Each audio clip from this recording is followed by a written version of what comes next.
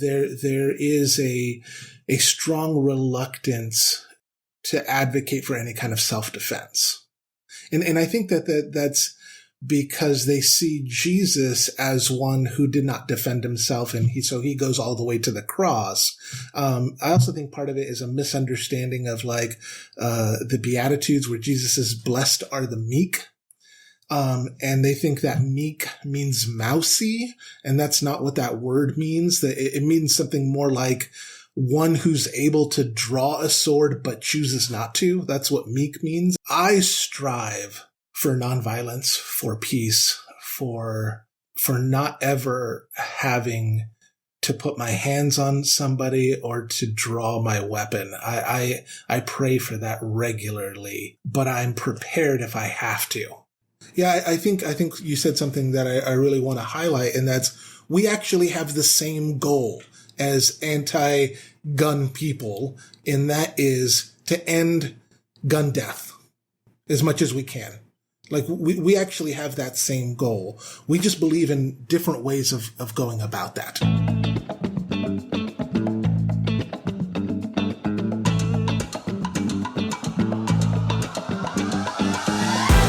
What's going on, everybody? Welcome to Season 2 of the Liberal Gun Owners Lens podcast. I am Miyanovich, and I will be your pilot on an unprecedented ride through the most innovative and forward-thinking analysis of the relationship between humans and guns on planet Earth.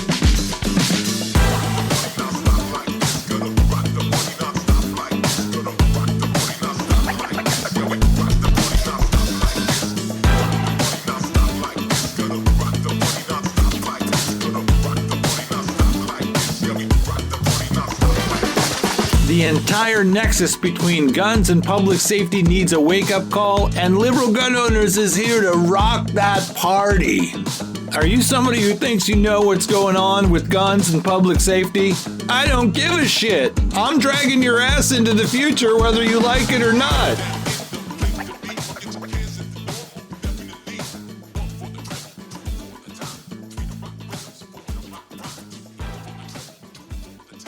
Jeremy Serrano, welcome to the Liberal Gun Owners Lens podcast, man. It's great to have you here. Thank you for having me. You're a unique guy, and that's one of the reasons why I follow you on Twitter. You are a church leader in California, and you are also into BJJ, Brazilian Jiu Jitsu, and you are also somebody who carries a firearm, and so you understand that world a little bit. Let me just ask you first, how did you get into Brazilian Jiu Jitsu, BJJ, or other forms of martial arts? What drew you to that? I was a white kid growing up in San Isidro, California, which is on the border. And so I'm the only white kid in a predominantly dark Hispanic community. And I would get picked on a lot. And, my whole family's Hispanic. We're all of Mexican origin. And my father decided I needed a way to kind of defend myself. And so he put me in Kempo karate at a young age. And the version of Kempo was a rough version. I mean, okay. I've had my teeth chipped and so I did that because we did full contact sparring. And it was a really cool martial art to be a part of. Yeah. But the time I hit a teenager, I got tired of getting kicked and punched in the face. And so I got tired of that because it gets old after a while, right? Even, no matter how much you're blocking, it hurts still. Right. And so I'm like, I'm done with this. And so I kind of, I gave up on doing martial arts. And then my brother, I have a twin brother, introduced me to grappling because he had kind of done a grappling, gone to a couple classes. And so I got started about a little more than 10 years ago doing Brazilian Jiu Jitsu. Now, if I had trained regularly, I'd be a black belt by now. But I'm one of those who trains for a while, life gets in the way, come back. But it's something that I am constantly beginning again.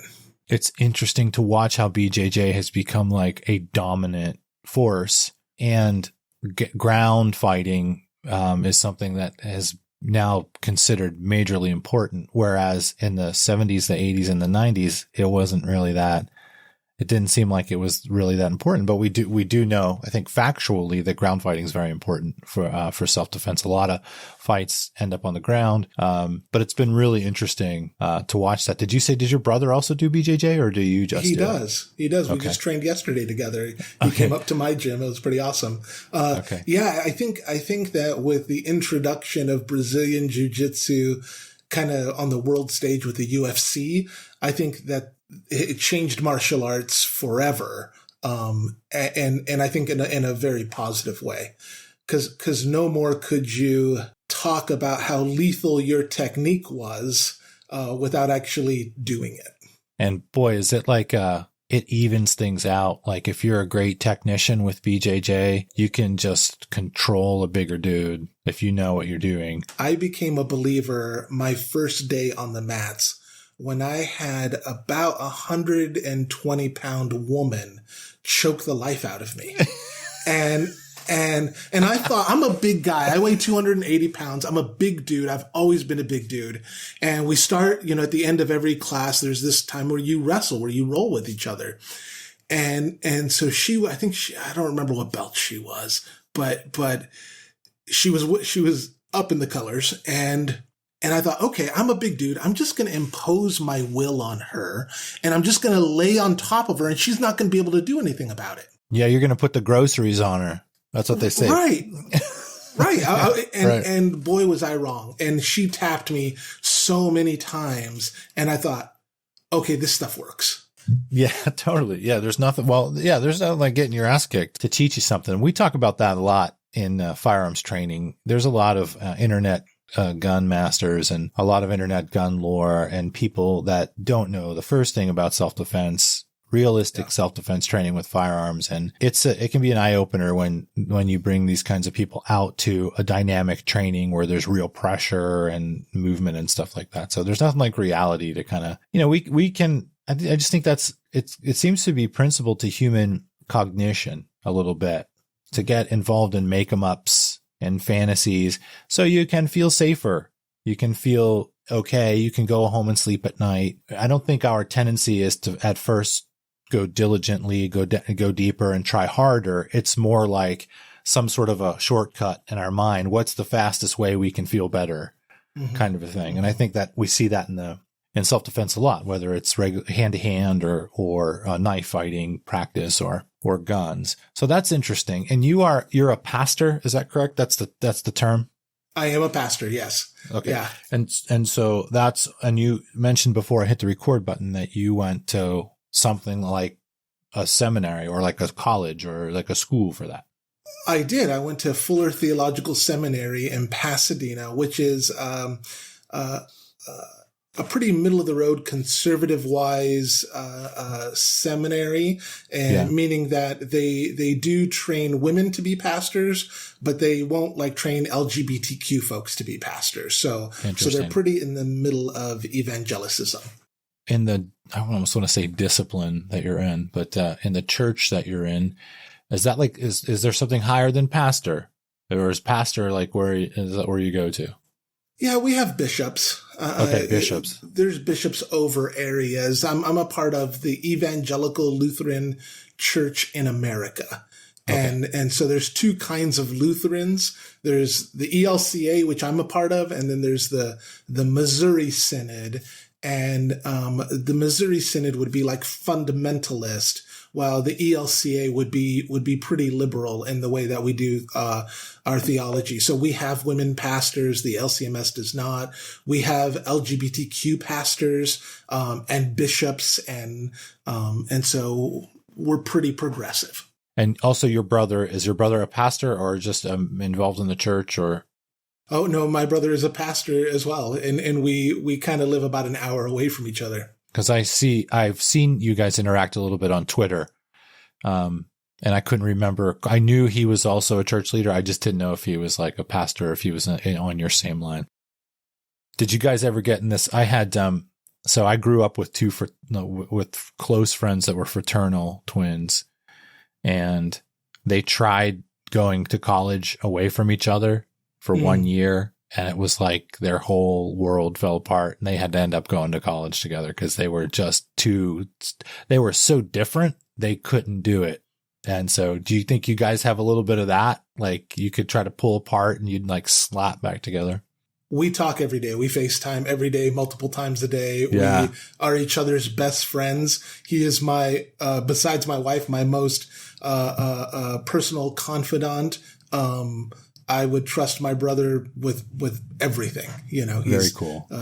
We have a really, really good relationship that I'm very grateful for. Yeah. And my daughters are two peas in a pod too. They're 3 years apart, but they are so close, and they got even closer during COVID, but they are so close. And I'm just hoping that holds for life. Cause I actually just said that to my oldest daughter yesterday. I was like, look, you have really a special relationship with your sister. Don't screw that up. Like, don't ever let a boy get in the way of that. Like, it's like it's a rare, beautiful gift.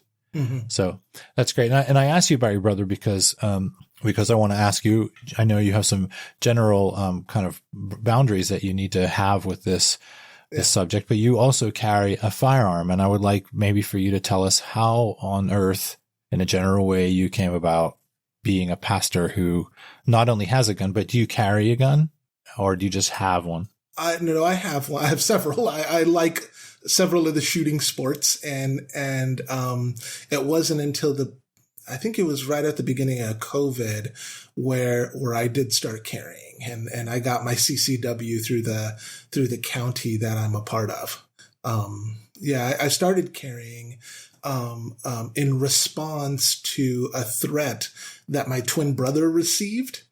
And I had somebody who works for one of the federal agencies look at all the threat and said, hey, you're a twin. You do the same job as your brother. You look like him. Until you figure out exactly what's going on here, then you should probably start carrying too, because the threat was, it was a credible threat. And that's unfortunate, that we have to face that. It's unfortunate that pastors and rabbis are having to carry. One of the things that I did as soon as I became executive director in 2017, when we first established the organization as a real deal, back I don't know if you remember, maybe you will, it was pre-COVID 2017, that was a year, of almost over a year of like a ridiculous amount of school shootings, mass shootings clustered. Pretty hardcore. And that 2020 election before COVID happened, that was going to be about gun rights and gun laws and the gun platform, because there was so much impact from mass shootings. So the first thing I did was take it upon myself to get right in the middle of really, really understanding the phenomenon of mass shootings, especially school shootings, and aligned myself and became close friends with some of the world's leading experts. And I still work with them, and I'm still friends with them. And we are doing things with liberal gun owners where, I can't talk much about it, but we are involved in a school district that has multiple schools, and we're involved in threat assessment in a school district and things like that. But anyway, this is part of our reality now, Jeremy, is mass shootings. And it's whether somebody believes in gun control, the gun control platform, or whatever gun laws they believe in or they don't, it's just not stopping. I think it's important to say with, at least the situation that my brother and I were involved in is, what he was involved in, I was tangentially involved in. It was layers. So it wasn't like the threats happened and then we just went and got a CCW. Yeah. We put cameras up. We changed all the locks on the church doors. We carried mace. We, became more aware of our surroundings. So it was levels to it. And one of those pieces was a CCW. Yeah. And I think that's the mature approach to gun ownership as it pertains to self-defense in general. When people just rely on the gun part, they misunderstand, right, that there's an entire spectrum of threat, and you need to be able to have a good understanding of all of it to have some effective mitigation for yourself or your loved ones. A lot of that could be situational awareness, making better decisions. A lot of people in guns treat guns like a talisman that has power that it simply doesn't have. So that's good to hear that you guys did that. And I think that house of worship security is something that everybody needs to be taking serious now. Yeah. Because you have, it doesn't even have to be some sort of a bigotry against the religion, or it can just be, it's a collection of mostly defenseless people inside of a building. And that's a great target. Yeah. And I don't think it's paranoia anymore. I don't think it's paranoia to see that. And as a community leader, a church leader, to want to address. I wish more people, community leaders and church leaders, were having that kind of an awakening to the reality. How does your congregation feel about that? How do they feel about church security? We haven't really talked specifically about church security. I have, especially when that whole situation was going on with my brother, I did things like remind people where all the exits were. Yeah. Like that you don't have to come in the same door or you don't have to leave the same door that you came in, that there's actually, kind of pointing those things out, reminding people where fire extinguishers are, reminding them, those kinds of things very generally. And one of the only kind of security thing we have is we have people on our church council, and they are people who are kind of responsible for just keeping an eye out while everybody worships. And right. So, but that's a very general, it's not defense or security specifically, although it has been used that way. Yeah. It's also better than nothing. There are people who have houses of worship where they legit are going to think that prayer is just going to cover everything and put a bubble over the deal. And that's the other thing that I wanted to ask you about, because I talk to Hillel about that regularly. And that is sort of the general religious belief in protection, that number one, that people who are religious aren't supposed to be in touch with the physical aggression, the self-defense, the firearms, anything nasty. All of the intense stuff is the devil, and all of the sweet Mr. Rogers stuff is God. And so we don't want anything to do with all the devilly stuff. We're just going to be like Mr. Rogers and pray. Yeah. And that's another one of the reasons why I followed you, is because, here's a guy who kind of understands. So do you find that people who have faith in their life, I'm sure you see all kinds, but I'm sure you see that people who have faith that are just all about being passive and. Yes. Yeah. I think that there is a strong tradition of pacifism in the Christian church. There are other streams as well. Saint Augustine, who I think was like 400 AD, he had his understanding of just war. And that there are circumstances in which war is necessary. And I think that he was right in that. And I strive for nonviolence, for peace, for not ever having to put my hands on somebody or to draw my weapon. I pray for that regularly, but I'm prepared if I have to. Yeah. And I get why there, especially in my version of Christianity, there is a strong reluctance to advocate for any kind of self-defense. And I think that's because they see Jesus as one who did not defend himself, and so he goes all the way to the cross. I also think part of it is a misunderstanding of the Beatitudes, where Jesus says, "Blessed are the meek." And they think that meek means mousy, and that's not what that word means. That it means something more like one who's able to draw a sword but chooses not to. That's what meek means. It means,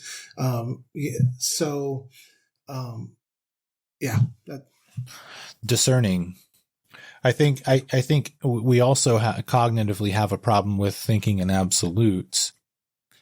And so, as we see in the gun debate, it's all this way or all that way. And especially when you get conviction involved, it's all one way or it's all the other way. And I've seen it. People have such belief Well, I was almost, you probably don't know this, but I was almost a Buddhist monk. So I studied with the Drukung Kagyu in my late 20s and early 30s, Tibetan Buddhism. And, I was really heavily on that path. I wasn't going to get married. I wasn't going to have kids. I'm sure you're in that path, even though, you have a family, right? You guys are allowed to have families, and you have a wife. I have a wife and 3 children. Right. So yeah. I was like sold all my worldlies, was meditating and contemplating like 6 to 8 hours a day. This is for a long time.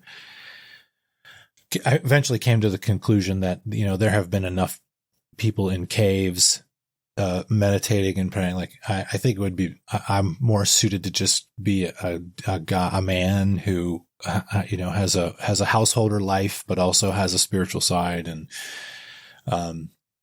all that. So I've been around the, nonviolent Oriental dedication to nonviolence a lot and, immersed in it. I was never against guns or against martial arts when I was in that.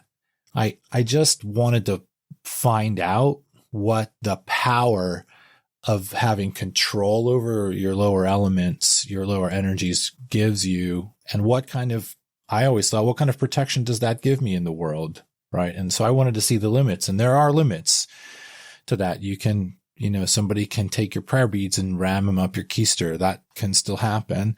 Right. So I've seen that firsthand. And I think some of it has to do with only being able to do that one move, which is if I'm going to go to pacifism, then I can't understand any nuance that perhaps I could be someone who wants to drive my life from compassion, but also if I have to get physical with somebody, I'm going to do it. It's hard for people to do that. So I understand why it's there. And, I think it would take a lot of time and the right kind of church leaders or the right kind of, elders in the circle to really teach that. So I think that's probably why we see the peppering of both. But, certainly people who pray all the time and do everything right in terms of being compassionate and nonviolent still have bad things happen to them. Of course. But I was just interested in hearing your experience with sort of the general opinions of people in the faith community about taking matters into their own hands. So I will, my congregation is pretty split on this. So I'm not, I'm willing to bet most of my congregation doesn't know that when I'm off the church property that I sometimes have a gun on me. Like right. I'm willing to bet that they wouldn't know that at all. Right. Because I think that my congregation itself is split on the whole gun debate. Yeah. Yeah. We're not going to go, going with the bullhorn and telling your congregation that this podcast is going to come out. We could keep that. I'll be sharing this podcast with my friends, but not the congregation. Yeah. Which is understandable. You don't need any more like heat than you already probably have to deal with, and dealing Absolutely. with humans. It's complex as it is. And it's, hey man, look, I have a lot of people that help us. And there are some of those people, there's an entire population of people that are helping LGO because they know we're trying to do the right thing in the world. Yeah. Like this shit with guns are the center of the universe, or like, guns without having a wider perspective, guns without compassion, we're not having that. So we have a lot of people that help us, but they can't say anything in public. Right. Right. And that's okay. I do need more people to step out though. And I consider you doing this with me as stepping out. Because there's an awful lot of people like, I can't, but I love you guys. I'm rooting for you. Here's the thinger. But it's not easy. People are going through this in their marriages. Like we have people in our community where it's like the husband believes in firearms and self-defense and the wife is like, hell no. And they have to manage that. So my wife was like that. Okay. And it took a lot of negotiating. It took a lot of negotiating before she would let me have any guns in the house. And because I loved my wife, I respected her opinion. When we got married really young at 19, and I wasn't really into that, because I didn't grow up in a house with guns. But as I kind of started shooting more and really just kind of liking the shooting sports, I started wanting to own some of this stuff. Yeah. And so she wanted a third child, and I wanted a gun safe with guns, and we both got what we wanted. So that's a good trade, dude. Did you like wait for that timing? You were like, okay, I'm going to wait. Now I'm going to spring it on her. It took negotiation. It's a good strategy, man. Yeah. That's cool. So when you say you get in, like, did you skeet or like target, like marksmanship stuff, or did trap, and then the steel gun, the steel challenges. Yeah. I'm still practicing with the steel. I haven't done any matches with that. But I'm working on it. It's you talked at the very beginning about, the training. Shooting at a range and then running and gunning is two totally different things. Oh my God. Yeah. And I don't think people really recognize those people who create narratives in their head. Well, I'm going to run. I'm going to do this, like LARPing with a gun, basically. Yeah. I don't think until you do it, it's a totally different thing. Yeah. I mean, just taking a couple weeks off and going out and just holding, fully extending your pistol and shooting well for more than 45 minutes, just standing can be tough because your gun muscles are they got rusty. The gun starts moving a little bit too much after 40 minutes, just standing there, let alone like you're shooting and scooting and going around barriers. And it's definitely a whole different, and a red dot helps, right? But it's not like a magic anything because you're tired, you're sweating, your arms are shaking, or there's a timer. And so that's great to hear, man. There's like challenges and stuff like that around where you live. Like, oh yeah, absolutely. Oh, okay. Okay, cool. Even though it's really the Bay Area, yeah, then we got that stuff. Yeah, here. We've got some strong cats from that neighborhood and dudes that were like in the Silicon Valley but retired, like in our community. I was surprised to hear it. I didn't know that, especially in Silicon Valley, there's like an I don't know how underground it is now, but there's like an underground tech nerd, we're into guns thing, which is very cool. And Brazilian Jiu Jitsu too.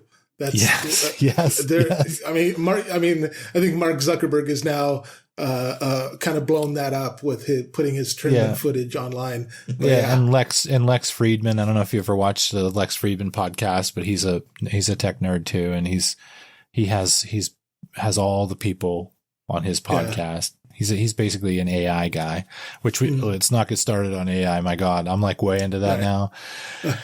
I did a short podcast on it, on what AI could mean for society and creating tension and gun usage going up because of it. But, that's something I'm keeping an eye on.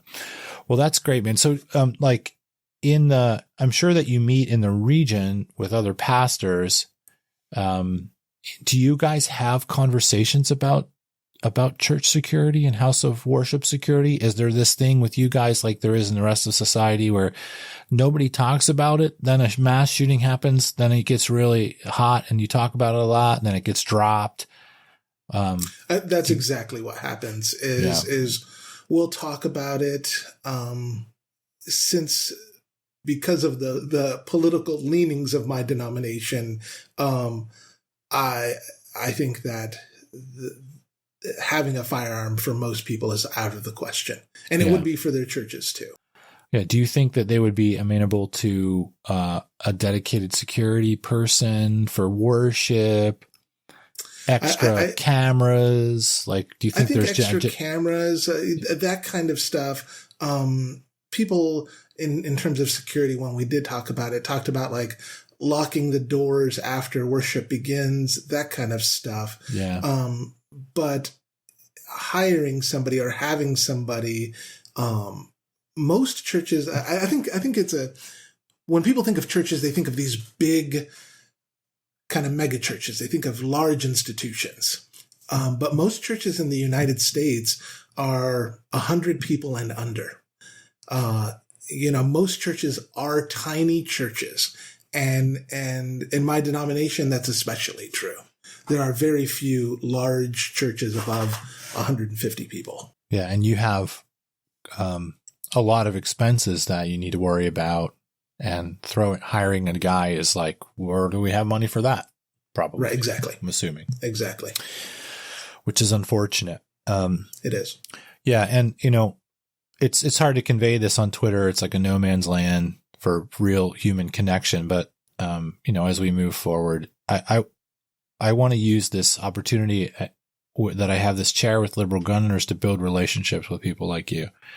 And, this is where I think the difference gets made, where we have like a think tank type Borg mind of people who are gun owners, who have more sense. I really think we can impact these issues from a well-managed think tank with a good network than being out there blah, blah, blah on the internet and with our hot takes.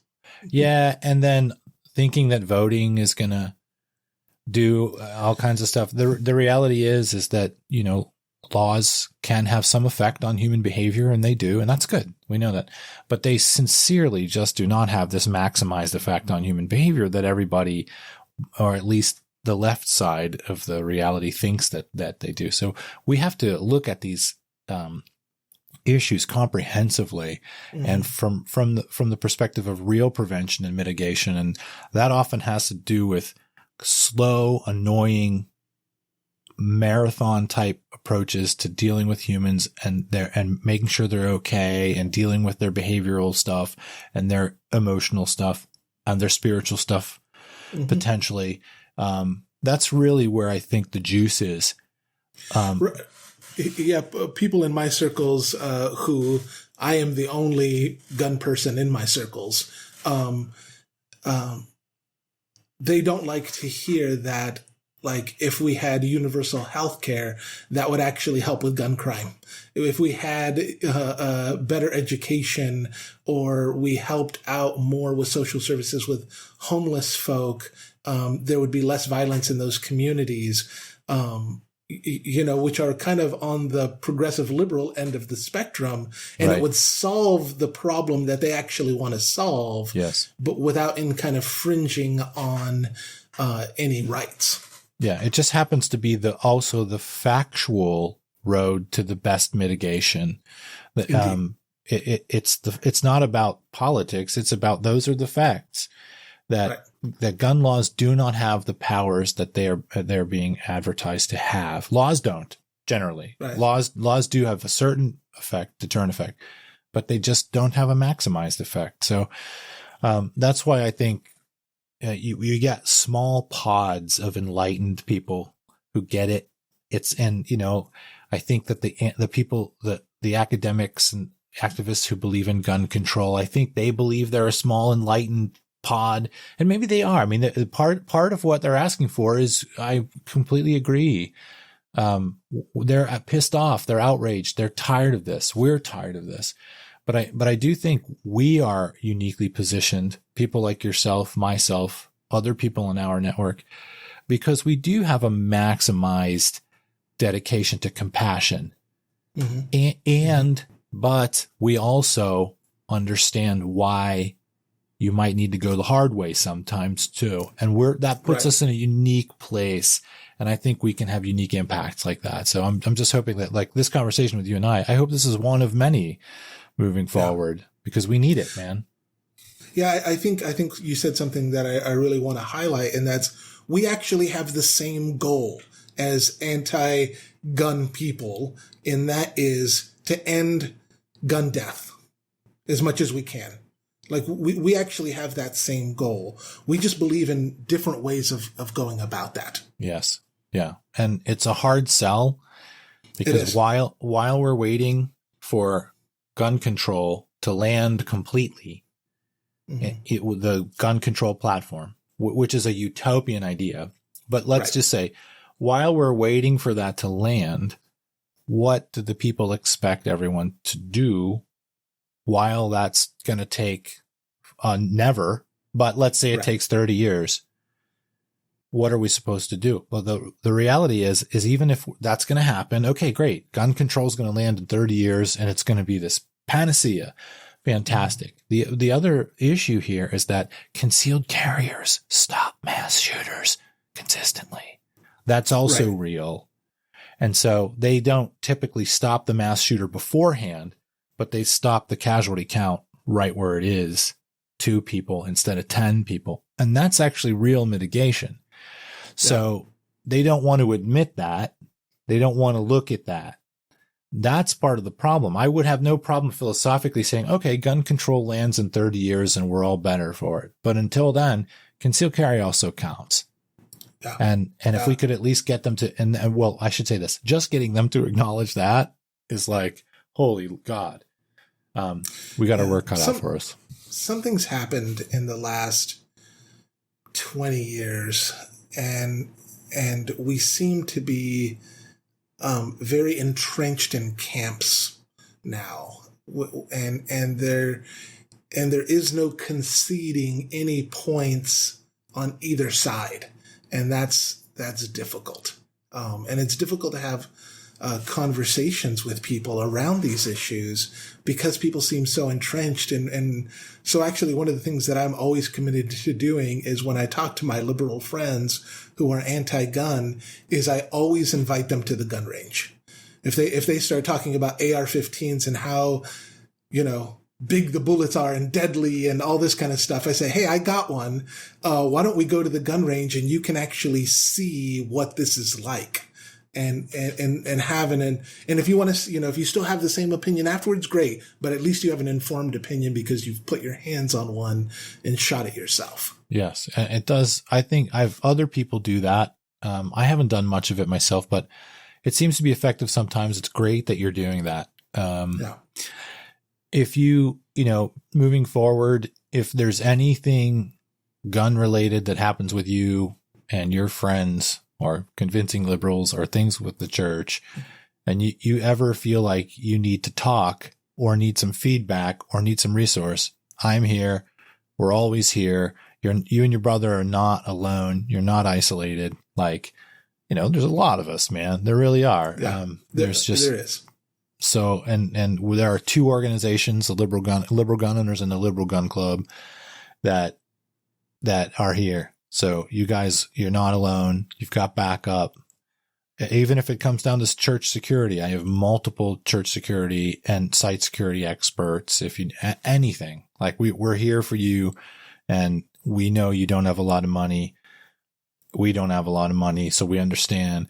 But there's freebies. Well, thank you. I appreciate that. There's freebies for you guys if you ever need it.